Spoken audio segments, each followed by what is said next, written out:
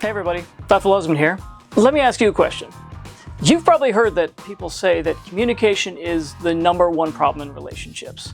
Well, then let me ask you, why is it that the best communicators in the world still seem to struggle with relationships? Example, police officers, they are trained in de-escalation techniques like verbal judo, and hopefully they know how to keep the peace at home and stay professional. So you would think that being married to a police officer would be, stable and conflict-free, right? What about doctors and nurses? They have to learn bedside manner as a part of their training, and they have to communicate difficult things to patients every single day. So you would think that they would be masters of tough relationship conversations, right? How do you think that pans out in the real world? Lawyers. Lawyers are experts in how to use language, thinking through different problems and working through just difficult times with difficult people. So you would think that they would be great communicators in a relationship, right? What about counselors, right? Aren't they masters of empathy, just not being judgmental, being supportive and caring, having all kinds of emotional tools, and just know how to do relationships? Man, you would think they'd make the most excellent of partners. 0 divorce rate, excellent, marital satisfactions, able to handle just about anything. How do you think that plays out in the real world? Customer service agents. They have all kinds of skills and experience to handle difficult topics and difficult people in a professional manner. How do you think they are at home? College professors and teachers. Excellent, excellent, excellent communicators. They do research, they're incredibly thoughtful people, they communicate for a living, but do you think it's a cakewalk being in a relationship with one? How about you? Are you married to someone who talks for a living? Tell me about it below. I'd love to hear. Well, let me ask you, why? Why can all of these people be so good at communication at work, and then they just suck at communication at home? I guess the first thing would be, well, #1, they're still people. And #2, relationship communication is some of the hardest form of communication in the world. Let me explain. When you become attached to someone, you're bringing to the relationship all of your past relationships and your childhood trauma. I'm sure this is not a surprise to many of you, but the way your relationship was with your parents sets the stage for future romantic relationships as our childhood attachment system gets repurposed for romantic love. Also, any past relationship junk that you haven't processed will now just get thrown into the mix. Now, you probably already know this, right? But do you know why you react the way you react in a relationship? Do you know why? Or worse yet, do you use your past trauma and misfortune as an excuse to control the current relationship? Just remember, if you can only love someone you can control, you don't really love that person. I hate to say it, but I do believe that's the truth. Let's look at this a little bit more. Did you know that romantic relationships are the most powerless and vulnerable arrangements that people enter? And they enter them on purpose. Powerlessness and vulnerability are 2 key features of trauma, which brings me to why it's so hard to communicate. When you feel threatened, the emotional right side of your brain gets activated, and the more logical left side over here gets inhibited. Specifically, there is an area of the brain called the Broca's area. It's right about here. It's right about here.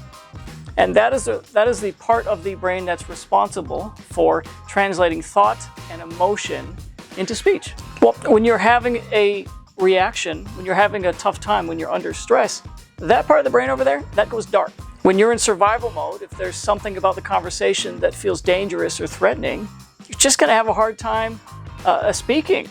Even the brain systems, and we know this from MRIs, they don't light up. The part that's responsible for the speech, for speech, especially intelligent speech, it's struggling. Instead, you're more likely to do one of these. Let me introduce you to the 4 F's of trauma. Starting up at the beginning, this one's called fight. If you have a hard time disengaging from conflicts, from conversations, if you're lobbing insults and criticism and getting defensive, and you notice that you're very, shall we say, attacking, this might be your reaction. It might not be a thoughtful way of speaking. It might just be a trauma thing that you're doing. What about the second one? Flight. If you physically or emotionally disengage, if you're just checked out and not like your brain shutting down, but just, you just want the conversation to end, or you just physically leave. Maybe even make up excuses about why you can't talk about it right now. This might be flight. You might be fleeing. And this might not be a thoughtful thing. Sometimes it might be, but a lot of times it's not going to be a thoughtful thing, especially if you do it habitually and that's your go-to. Might be a trauma reaction, something to take a look at. Third one, and this is less well known, but happens more commonly in a relationship. It's called freeze.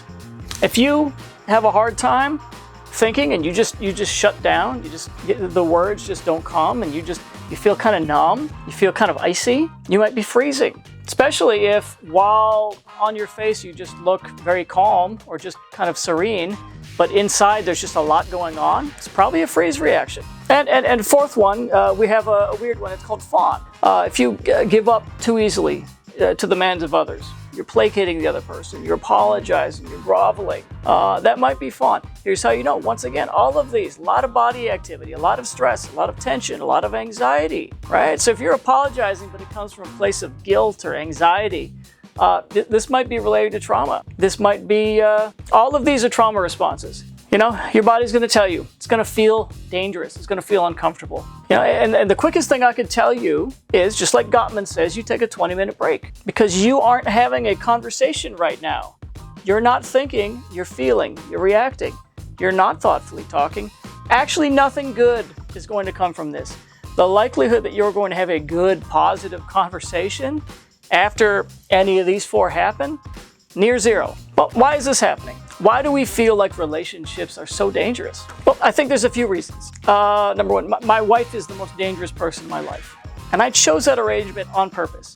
She could literally take the kids from me, rip away my lifestyle, damage my finances, betray me and go love somebody else, and just go cold on me, tarnish my reputation. She could crush my dreams. There's so many things that she could do to me, and frankly, I could just do the same thing to her as well. That's why I often say a feature of a good relationship is mutual vulnerability, meaning I have as much to lose as you do. It's part of what keeps us together, part of what keeps us motivated to work on the relationship, because if it fails, we're both going to pay the price. Now, if one person is more vulnerable than the other, you're going to see more of these, right? There's a power imbalance that happens when one person's more vulnerable than the other, one person's more invested than the other one. It can be hard to balance self and relationship, shall we say, who I am versus who we are. That's what I have this right here. Now, every relationship requires sacrifice, just like every job requires sacrifice, but there should be a balance. Now, I'm sure you've heard of work-life balance, haven't you? What about marriage-life balance?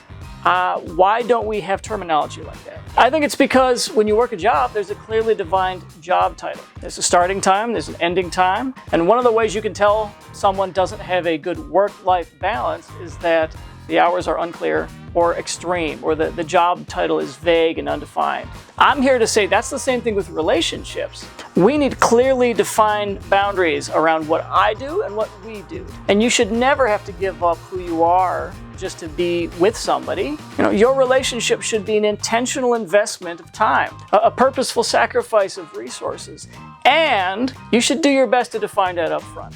Now, I'll illustrate this right here. Right, this is a pretty simple illustration of what I think a healthy relationship looks like. Once again, we got person A, got person B. They are individuals. They take responsibility for themselves. And what's going on in here? This is the relationship. This is the emotional connection, right? If one gets too big and the other one gets smaller, we're going to have problems here. Each person needs to have this balance, and they need to be mutually vulnerable. Each person needs to have balance, and they need to be mutually vulnerable. Just like I said in one of my other videos, what happens when the other one tries to envelop that person, especially if they're in the fight reaction? What's the natural reaction of the other person? Maybe they're going to fight back, but they also might flight. They also might flee. They might distance, right? Or what if they freeze? That can often look like emotional disengagement or disinterest, maybe even abandonment. And even somebody who is constantly fawning, you know, they're just giving away parts of themselves. And the more you give away, the more vulnerable and powerless you feel. So I always advocate, take a look at this. You need to be you, the other person needs to be the other person, and we need to have this relationship in the middle. It should be clearly defined. Do I wake me up or do you wake me up? Are we doing the dishes or am I doing the dishes? What are we doing during the weekend? How much of this is me?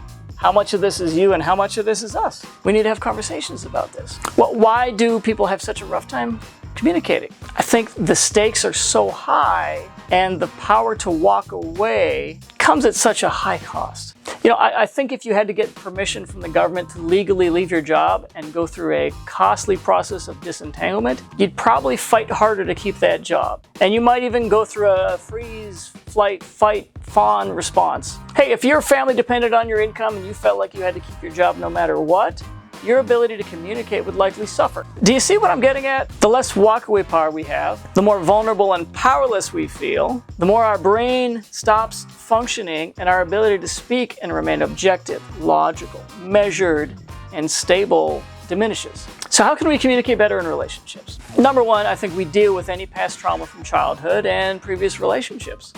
You may need to go see a counselor, or if you just can't work through it on your own. Number two, set up your relationship thoughtfully. How many months and years did you spend in order to enter your profession? How diligent were you in applying for jobs, starting a business? Why don't you bring that same energy to your relationship? There should be a balance of self and us. There should be a clarity of purpose.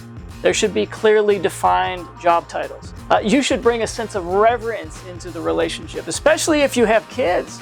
Be at least afraid of divorce as you are losing your job. Treat your love and duty for your spouse like you're trying to continually impress the other. Now, I'm not suggesting that you treat the home environment like a business all the time, but you should be serious when things are serious, and then be casual the rest of the time. The better you prepare, the fewer problems you're going to have. I even recommend for my married couples to have a weekly meeting. Go ahead and watch that video. I think it should be up there. Maintain your walkaway power. That's number three. Now, I'm not talking about breakup or divorce. I'm talking about being able to disengage, even separate when it's not healthy. It's healthy for couples to take some time away. It can help them think clearly. And a strong person doesn't stay in a relationship because they have to. A strong person has the ability to leave and then chooses not to. The weakest, angriest, most controlling people with the worst communication skills, they're the ones who can't walk away, who it's not even an option in their mind. The perception of vulnerability and powerless through the roof. I can't walk away. We need to get this right. You need to get this right. All kinds of desperation. Have the ability to walk away and then don't.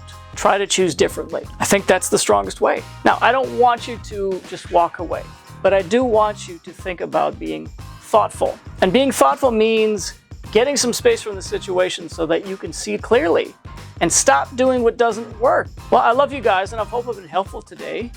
Take care. And if you have some messages for me, leave it in the comments. I'd love to hear from you. All right. Love you guys. Take care. Bye. Well, you think I'm free?